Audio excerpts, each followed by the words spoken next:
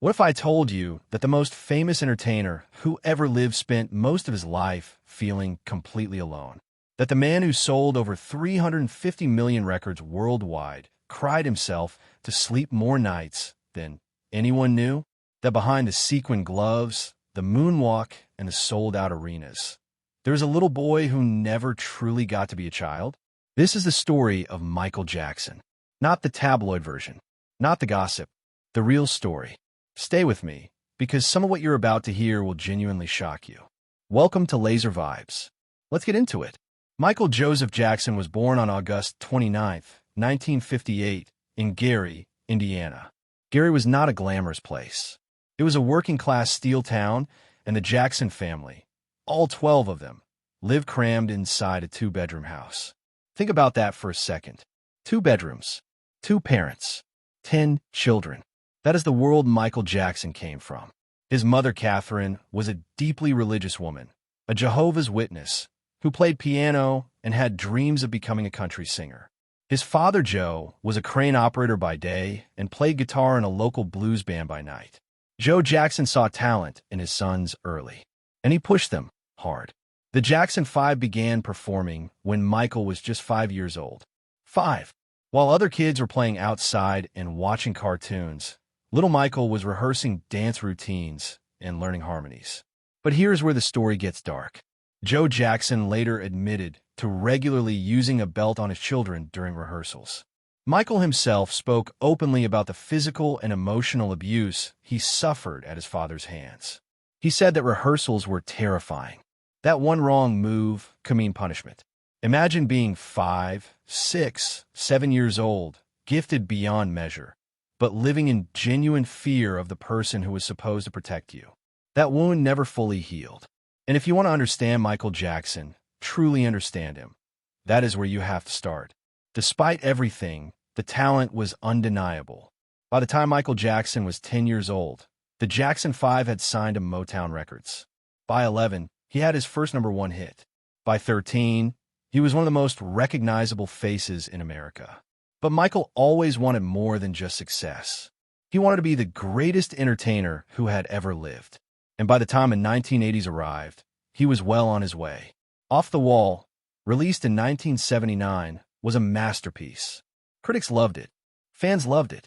It produced 4 top 10 hits from a single album, something that had never been done before in pop music history. But then came Thriller. Released in 1982, Thriller is still, to this day, the best-selling album of all time.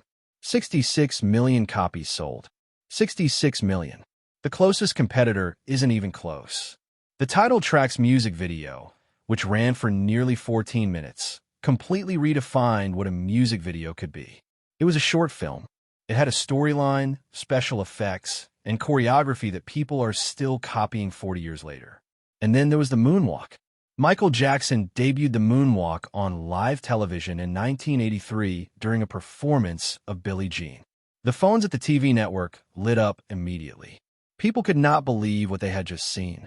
One move, one moment, and the world changed. Now here is where things get really interesting. Because behind a superstardom, there were layers to Michael Jackson that most people never saw. Fact number 1. Michael Jackson once cleared out an entire supermarket just so he could go grocery shopping like a normal person. He had his team dress up as store employees.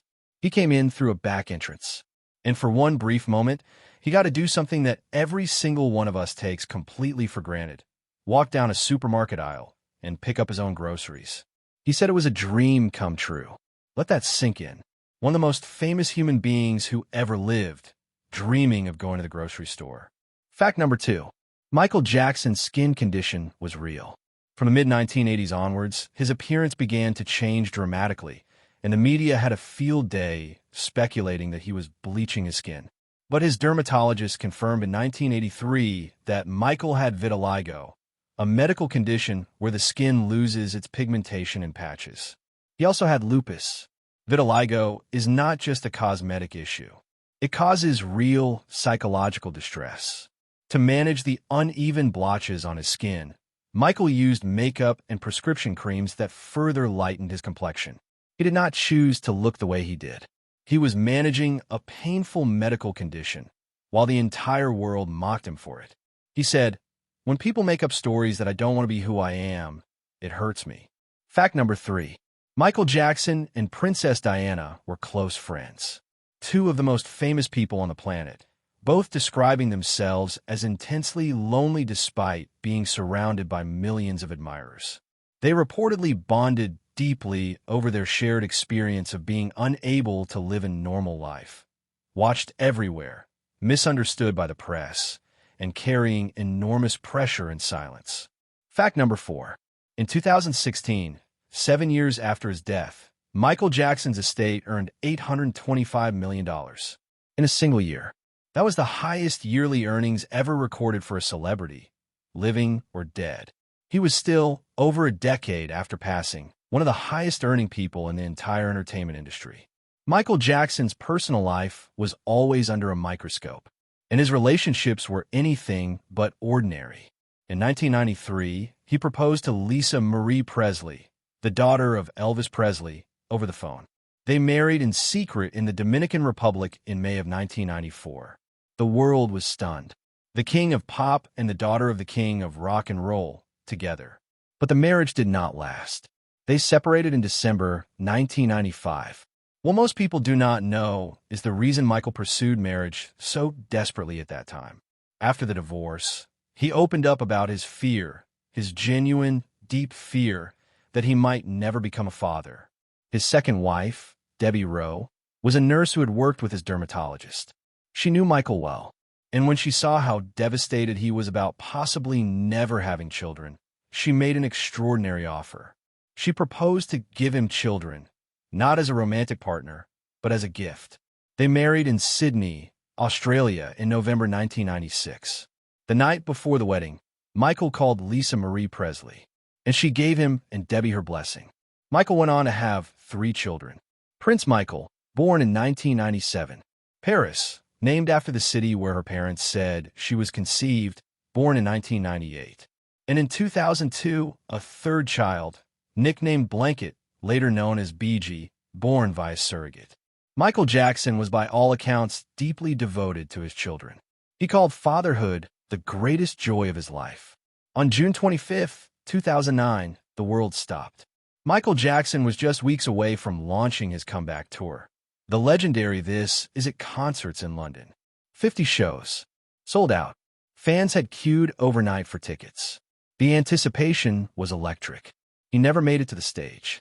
That morning, at his rented home in Los Angeles, his personal physician Conrad Murray administered a powerful anesthetic called propofol to help Jackson sleep. It was not the first time. Michael had reportedly been relying on the drug to get rest amid the pressure of preparing for the tour. But this time, he did not wake up. Michael Jackson was pronounced dead at the Ronald Reagan UCLA Medical Center. He was 50 years old. The Los Angeles County coroner ruled his death a homicide. Conrad Murray was convicted and sentenced to 4 years in prison, serving 2 before his release. The world mourned on a scale that was almost impossible to comprehend. Over 1 billion people watched coverage of his memorial. Cities held vigils. Radio stations played nothing but his music for days. World leaders paid tribute. And 15 years on, his music still plays everywhere. His dance moves are still imitated. His legacy is still debated, celebrated, and studied around the world. Michael Jackson was many things. A genius, a pioneer, a deeply complicated human being shaped by a childhood that robbed him of innocence and a world that never let him simply exist. He changed music. He changed dance. He changed pop culture in ways that are still rippling outward to this day. But perhaps the most powerful thing about Michael Jackson's story is this. Behind all the fame, all the records, all the iconic moments, there was a person who wanted, more than anything, to be loved for who he was. Not the king of pop, not the moonwalk, just Michael.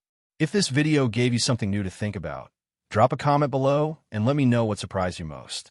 And if you're not subscribed to Laser Vibes yet, what are you waiting for? Hit that button right now. New videos every week. I'll see you in the next one.